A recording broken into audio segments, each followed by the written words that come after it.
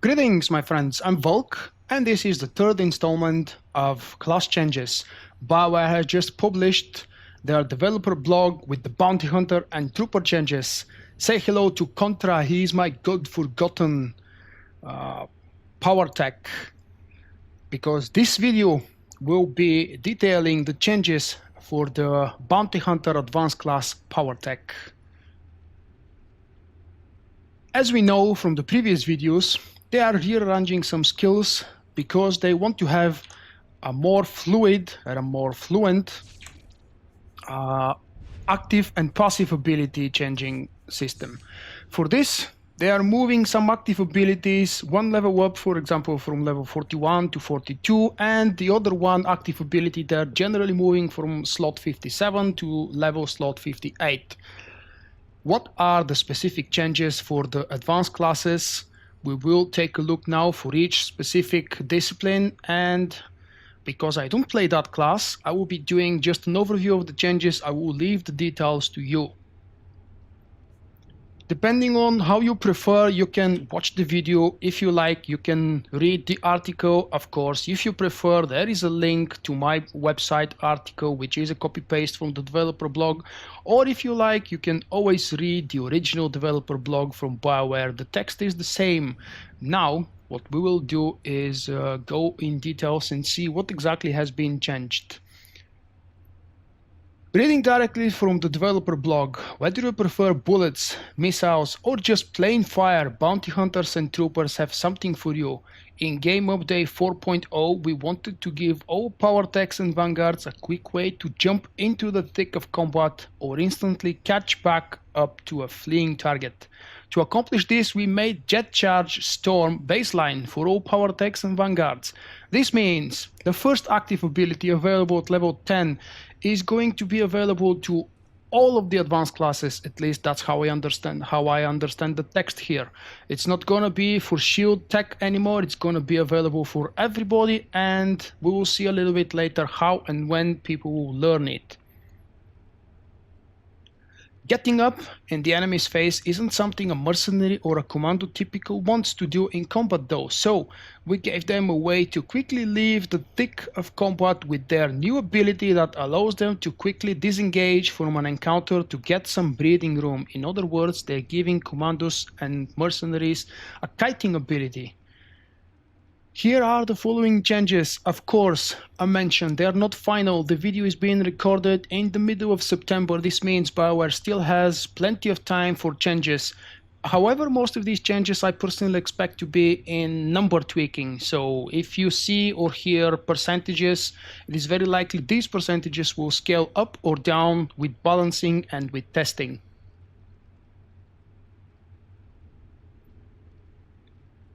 A global change for all the bounty hunters and the troopers is hydraulic override or hold the lines cooldown is being increased to 45 seconds up from half a minute. With Jet Charge and Storm becoming baseline for Powertechs and Vanguards, and the addition of Rocket Out propulsion round for mercenaries and commandos, bounty hunters and troopers will no longer rely so heavily on hydraulic overrides and hold the line for their mobility needs. I don't know, for the current end game, this special ability is very, very useful for everybody. And many people will sure suffer from the changes. Mainly because of the timing. 15 seconds is actually 50% up compared to the current situation. Powertech and Vanguard, specific changes for this advanced class. As mentioned already, Jet Charge or Storm is now trainable by all Powertechs and Vanguards at level 61. So instead of a level 10 active ability for shield tech, it's going to be available to all of the advanced classes at level 61. Jet Speed and Blitz has been removed from the baseline version of this ability and has been added as an utility choice instead. And now you may have noticed a little bit of a gap in the video. That's because I've disconnected. The game has been doing that to me all evening, and those of you who joined the live stream prior to the changes and the recording of these videos know what I suffered. Something not exactly good is happening with our server. However, new ability for the shield tech or shield specialist.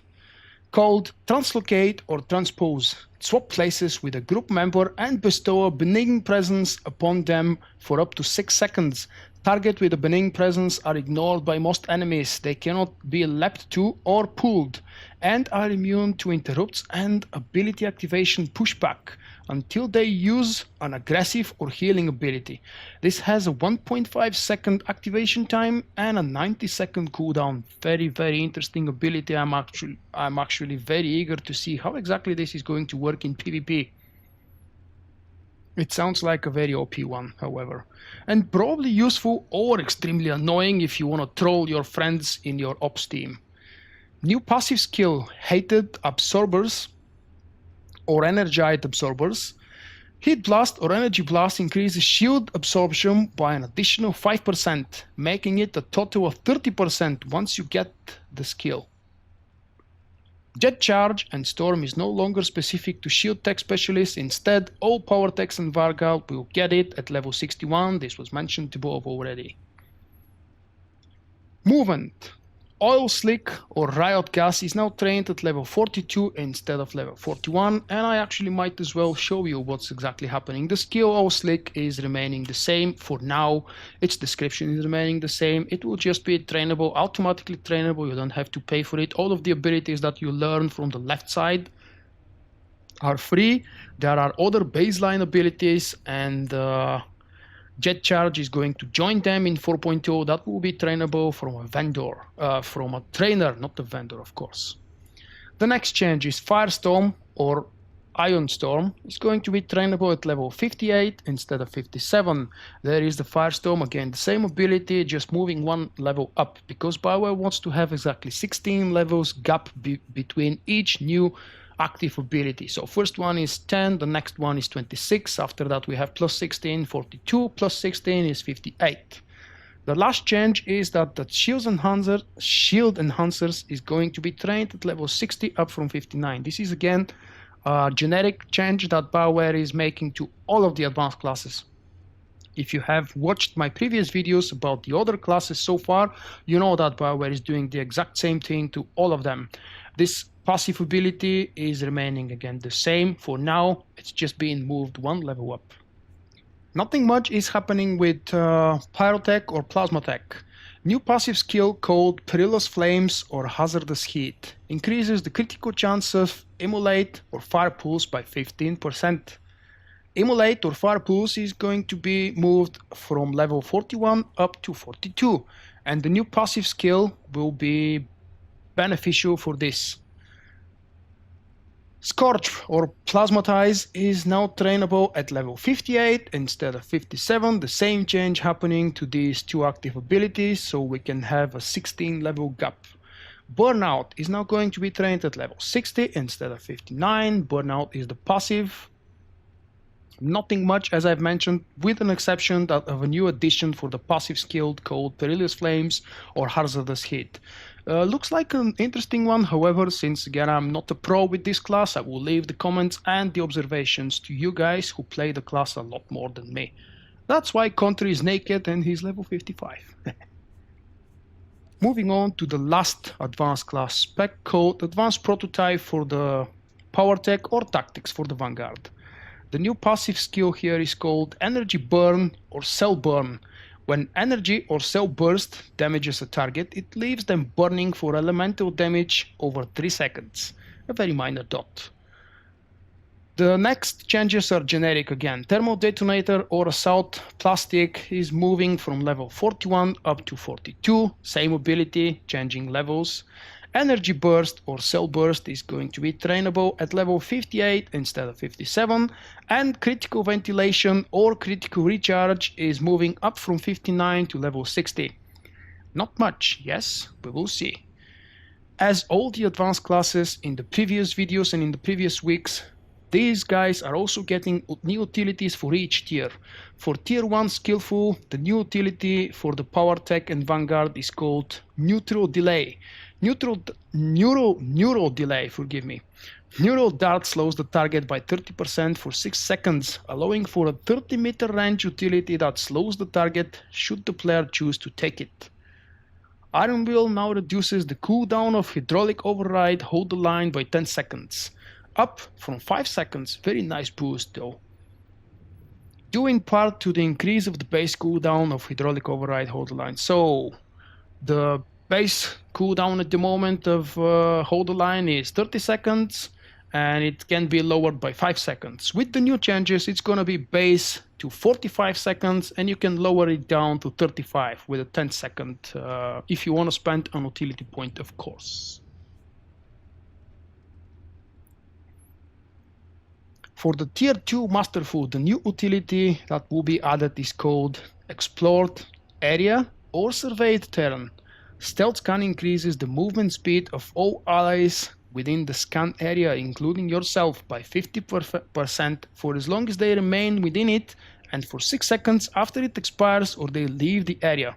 You know that the area of stealth scan is not exactly very big, so I'm not very sure what is the bonus or the benefit of speeding the players within the area. However, 6-second boost is more than enough tactical decision to be placed when people need to avoid stuff happening on the ground, both for PvP and PvE. I think this could make for a very, very useful utility.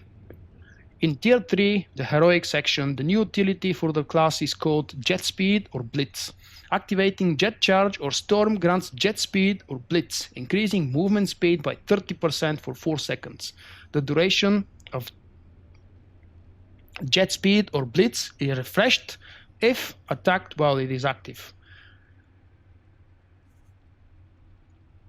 This is the not very long overview of the Powertech and Vanguard changes. Leave me a comment and teach me, do you like these class changes? Do you think it's yet another buff? It does sound like a very positive change to me personally. I would like to hear your opinion and we'll be reading all of the comments that you are willing to post there. Thank you guys for watching and enjoy this video. Next one will be about Commando and Mercenary changes. If you have missed any of the previous videos, don't forget to click the link down below in the description, because in the playlist you will find absolutely all of the class changes. Of course, because my main class is a Sentinel Marauder, the videos about them are a lot more longer and detailed. See you next time. Bye bye. Remember, you can find me also on Twitch, Twitter and Facebook. For my non-Star Wars activities, I invite you to subscribe to my second YouTube channel.